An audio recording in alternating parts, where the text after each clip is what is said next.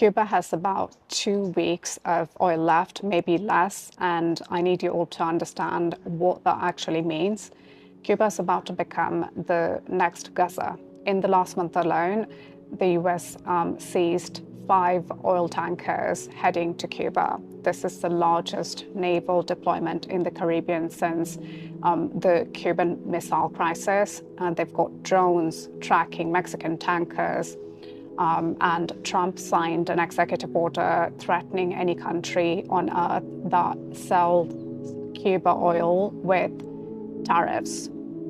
Mexico looked at $400 billion in trade exposure to the US and immediately stopped shipments.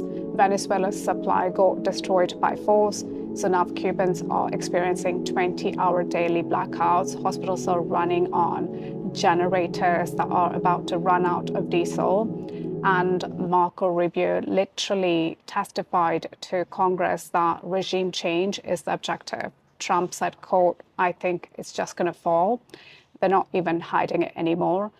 But here's the thing, this has been happening for decades. Every year at the UN, 187 nations vote to condemn the US embargo on Cuba, 33 consecutive years, the most lopsided vote in UN history. It's just the US and obviously Israel voting no.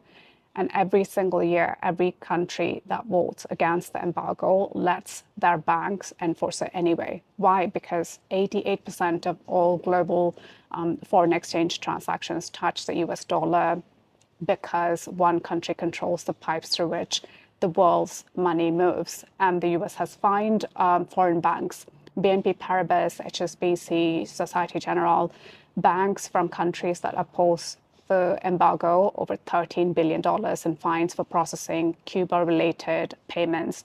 So most banks just refuse all Cuba operations now.